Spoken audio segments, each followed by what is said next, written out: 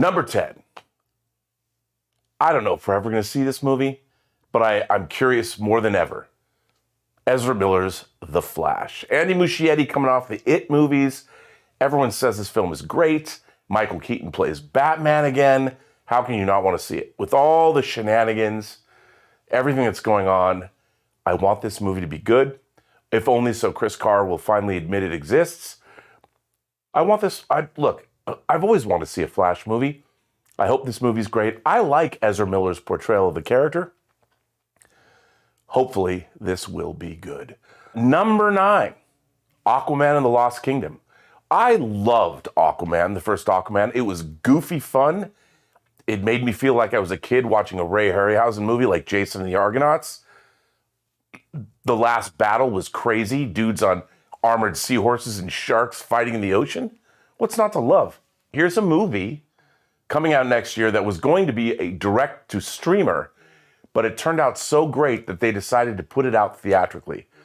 Evil Dead Rise. I don't know much about this movie other than the fact that it's another Evil Dead movie. I worked on Army of Darkness. I'm a huge Sam Raimi Evil Dead fan. The first Evil Dead goes all the way back to 1981. Now we're getting Evil Dead Rise theatrically. Look, I liked Fede Alvarez's remake of Evil Dead. I thought it was great. Bloody, in your face. Evil Dead Rise, what a great title. Bring it on. Can't wait to see it. Of course, my next movie, Peyton Reed, director Peyton Reed, who made the previous Ant-Man movies, has said he wanted not a palate cleanser, but an Avengers-level Ant-Man and the Wasp movie. And apparently, he gets it. Ant-Man and the Wasp: QUANTUMANIA shows us Kang in his true big bad form. I'm expecting a lot of this movie. I wanted to bring together a lot of threads that we've seen in Phase 4 of the multiverse saga. Maybe it'll help us make some sense of everything. I don't think we've seen a whole lot in the trailers. I have a lot of high hopes for this movie. I hope it's great. I think it will be. Bring it on. Another franchise that I didn't expect much out of when I went and saw it for the first time, John Wick. I love the John Wick franchise. It looks like John Wick Chapter 4 is a bigger extension to the John Wick world. We're going to see more of the mythology. We're going to see maybe who are at the higher end of the high table. Can't wait to see what goes on there. Can't wait to see what goes on there. I think John Wick's going to kick ass. Can't wait to see John Wick Chapter 4. My number 5 most eagerly awaited film of 2023 is, of course, Guardians of the Galaxy Volume 3. What more needs to be said?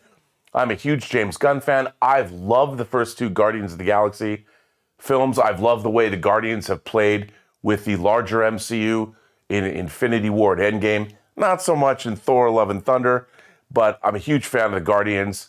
This looks to be the last Guardians, at least the current incarnation of the team that James Gunn created. The movie looks great to me. My number 4 most eagerly awaited movies of 2023, Indiana Jones and the Dial of Destiny.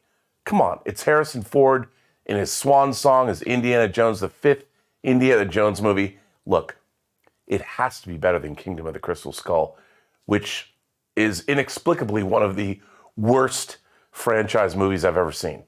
It's really bad. Every time I've tried to watch it, it just gets worse and worse. It even co-stars Cate Blanchett, who is in my favorite movie of the year this year so far, which was Tar. But this film, you've got James Mangold. A lot of people, a lot of buzz online about how this movie's not really going to work. Whatever. There's craziness that Fleabag, Phoebe Waller-Bridge is going to suddenly take over the fedora. I don't know what's going to happen. All I know is that I trust in James Mangold. The man made Logan. The man made 3:10 to Yuma. The man made Ford v Ferrari. He made Identity, which I really liked. I'm looking forward to this movie. I think it's going to be great. I can't wait to see Harrison Ford again in the role. What's not to love? Number 3 has to be Mission Impossible: Dead Reckoning Part 1. Once again, Chris McQuarrie and Tom Cruise come back, deliver another. It'll be the 3rd of 4 coming on the heels of Rogue Nation and Fallout. It'll be their 3rd Mission Impossible movie together. Chris McQuarrie has become Tom Cruise's go-to guy as far as writing is concerned. They, of course, made Jack Reacher together. They worked on Valkyrie together. They worked on Top Gun. McQuarrie was a producer and co-writer of that screenplay. So this movie looks bonkers. The trailer looks great. Seeing them come back together again, I expect to see. They've been out bonding Bond. Their Mission Impossible movies were better than all the Daniel Craig Bond films, with the exception of Casino Royale. Yes, even better than Skyfall. So I have high hopes. Number two, Oppenheimer. Look, Christopher Nolan is one of our world-class filmmakers, and I wasn't a huge fan of Tenet, but I mean, my God, I loved Following. You know, I loved Insomnia. He came back and remade Insomnia for Warner Brothers.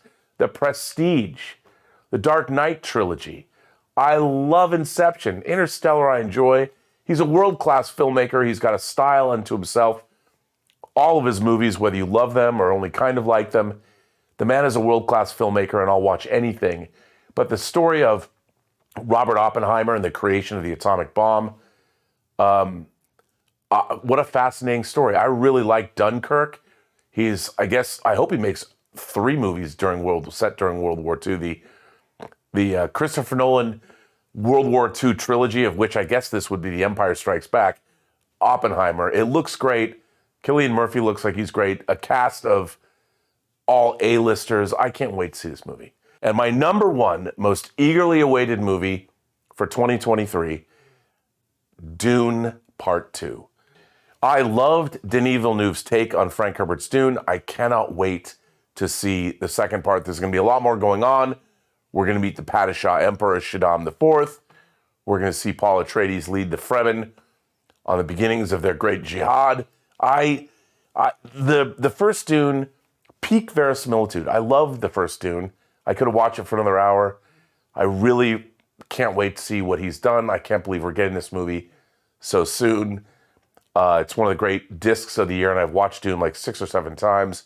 I can't get enough of Dune, so Dune Part 2, most eagerly awaited movie of 2023.